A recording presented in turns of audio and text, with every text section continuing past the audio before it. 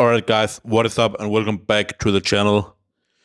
Today, starting out with doing a couple jumps before the plan for the day, which were to do some dynamic effort squats, and I felt really good going into this day, which is also represented by the box squats. As I said a few times before, I always know based on the jumps whether it's going to be a great day, and it's one of the reasons that I do them. Not just because they're fun, but they're a great way to get a feeling for how you will recover you are on the day. Obviously, you're also gonna have a good feeling going in, or you should have a good feeling going in based on how your sleep and stress levels have been. And I knew going into this day with having entered winter times where the clocks I put back 1 hour here in Denmark, that sleep were better than usually. Got 1 more hour to sleep, so I knew that I was probably gonna feel pretty good, and I'm pretty good. I did feel the dynamic effort squats moved extremely fast, as you can see here. So I'm feeling really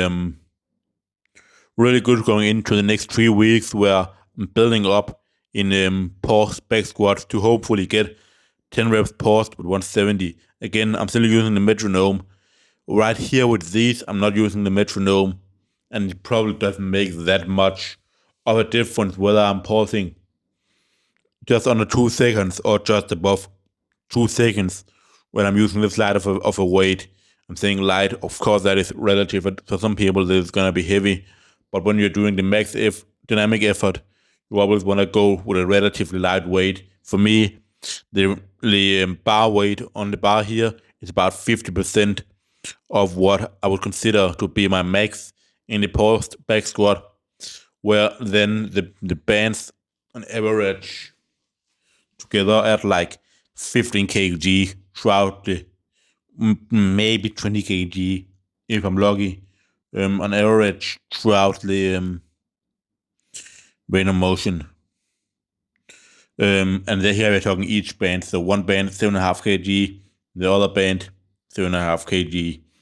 When they are like the average, it adds. So it's in the top, it's gonna be more. In the bottom, you can see there's no stretch. I would like to get back to not doing them paused, and my knees they are feeling better. I haven't talked about how the quad tendinopathy are going in a while, and it's mainly because I'm trying to not really stress about it and doing things that hurts it where I feel pain, because I just end up putting too much attention on it, and I don't want to do that. But I feel like it is getting better. I don't really feel like doing squats. I could probably slowly begin to reintroduce stuff without pauses, and I'm gonna do that at some point. But I want to make 100% sure that nothing happens. Considering that it is tendons, it obviously is going to take a long time to recover, and that is just how it is gonna be, right? Um, After the squats, I did pull-ups. I did 5.5 neutral grip with 10 kg. Moved alright. Not anything especially crazy. Then the lateral raises. I did like 4 sets of 15 with 12 kg. So a lot of volume.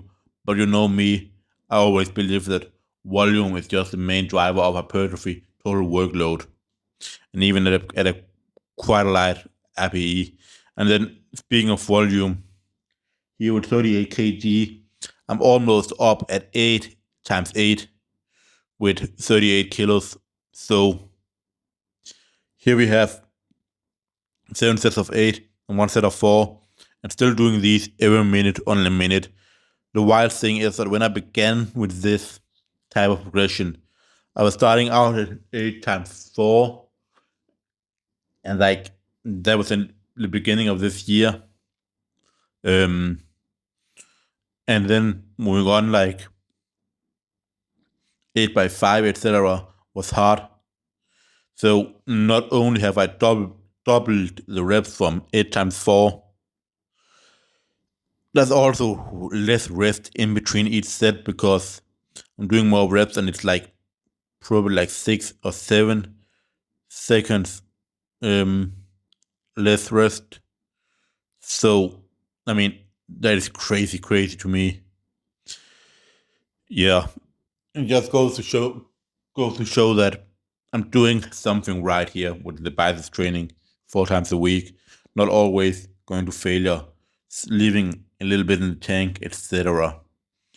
And I sometimes have people tell me when they just watch one clip on YouTube of me that, oh, you're going so light, and if they watch the Saturday where I'm doing incline curls and there's like 5-6 reps in the tank on the last set, they're like, if this is your last set and